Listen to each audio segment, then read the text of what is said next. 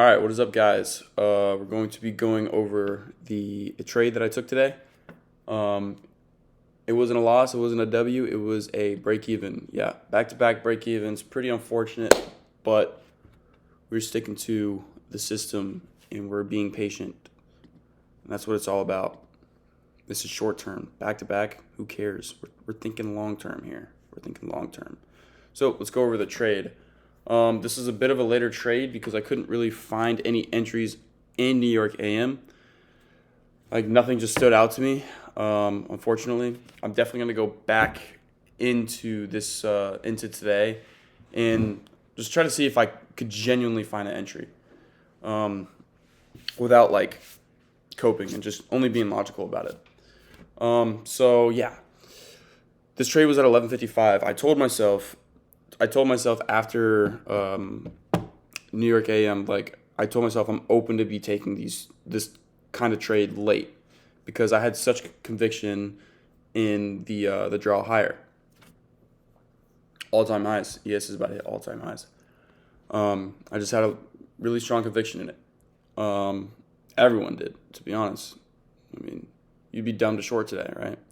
So let's get into it. So the trade was at 11:55. Logic good. Higher time frame of line good. Draw was definitely clear. Time frame of entry was the 1 minute. And let's go to the 4 hour here. So coming into the day, I wanted to see us push into this 4 hour right here, and then we get a strong flip out of it. We pushed into it, but we didn't get a crazy strong flip out of it. We just got like a pretty average low diff flip, It was horrible. All right. 15 minute. Yep, we're just coming into this 4 hour, bam. And then this is actually a pretty strong flip, I'm not gonna lie. But the RR was pretty horrible on it, so I faded it. And it would have eventually been break even. Just like how mine was too. All right, so the entry. We come into this 5 minute, tap this 5 minute here, and we kind of get like a flip here, but I just didn't like how the flip looked. There's too many wicks, and you know me, I don't like wicks. I like big dick candles that are full. This was kind of alarming here, right here, how we wicked out this internal high. But I mean, I was looking left, and I was like, okay, we're in this like obvious trend here. Let me try to show you guys. Oh my god, I really fucking show you guys real quick. Give me a second. Like like this right here, we're obviously in a trend, right? We tapped this 5 minute. Where's the 5 minute? Am I tripping? I'm on MNQ. There we go. We tapped this 5 minute here, or this whole leg. I just wanted to see a retrace into this whole leg, and we got that. So we got a retrace. I just wanted to see a nice flip, like 70% of an invalidation of the retrace, right? So if you go here on the 1 minute, I took this entry right here. It was clean. We had these two nice candles, and then we kind of consolidated here, and then we pumped. That is more than enough confirmation. Honestly, I was thinking about taking it right here, but I told myself I'm later in the day. I want to see more confirmation. So boom, that's where I took my trade. I go break even at internal high, and eventually we get break even out of the trade, and that would have saved us because of Trump. This is all Trump, by the way. This is Trump news, which is pretty unfortunate. But what can you do about it? Nothing. You just move forward, and you just move forward. Let's see. So yeah, it was a no news Thursday. Psychology was really good. I didn't have any emotions into this trade. I literally placed a trade and then set my alerts. And then once it hit the break even, I just went break even and just gone about my day. All right, so the notes. Here we go. Coming into the day, I wanted to see us tap into the 4 hour and push with good displacement out of it. We pushed out of it, but it wasn't clear. Good volume confirmation, which was pretty frustrating. It was frustrating.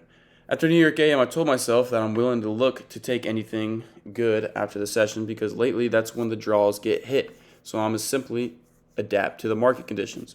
And using my discretion, basically all I wanted to see was a retrace, then flip. And that's exactly what we got when I showed you guys. So we got a 5-minute retrace into a good 5-minute gap, and then we got a flip. I took the entry with confidence. We were going to go to all-time highs. I went break even at the internal high and then ended up saving me, so it was a good break-even trade. It was a good break-even trade. There's really nothing you can do about this kind of trade. Really nothing. But what I will say, I do need to get more looser with my entries, and only in conditions like this when we're just pumping with barely any retrace. I need to start limiting gaps. That's something that I've been, seeing a lot lately. Now, obviously, that is like discretion, and it'll come over time. And I'm going to start building it now rather than later. But for this challenge, we're only going to be sticking to, the trades that pop out, the A+ entries, the A+ setups, the trades that pop out, not like crazy discretional RR trades. Like this right here, I was seriously considering taking a 4-hour limit and then just put the stop, I think somewhere like right here, like a 4-hour limit where we tap in. Because dude, if you just look at higher time frame, look how much we're pumping. It's insane. It's insane. So this 4-hour, I feel like it just has almost like an 80% chance of it holding. And that's like the bet against it, obviously, right? So, yeah, over time, I'll get better at the more loose, more limiting, like the limit order entries. But for now, what we're sticking to is this right here. I'll show you. I have this engraved into my head. Let me see. How do I do this shit? This right here.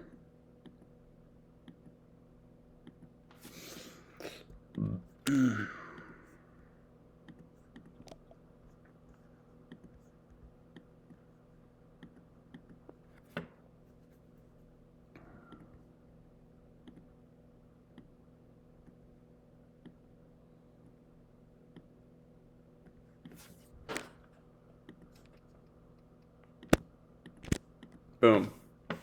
All it is. We get our pump, our confirmation, and then we get our retrace. And then what do we wait for? Our flip, our big flip.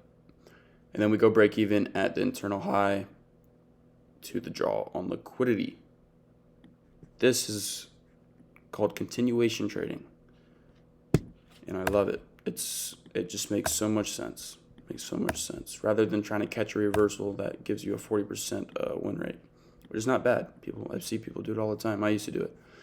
So yeah, that's my trade for today. Tomorrow's Friday. I'm going to be more selective and only trade something that pops out to me, especially on Friday. 2 break-evens on the week. The account is still at $0 balance.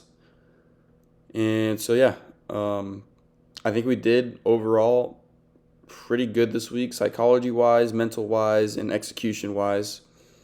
So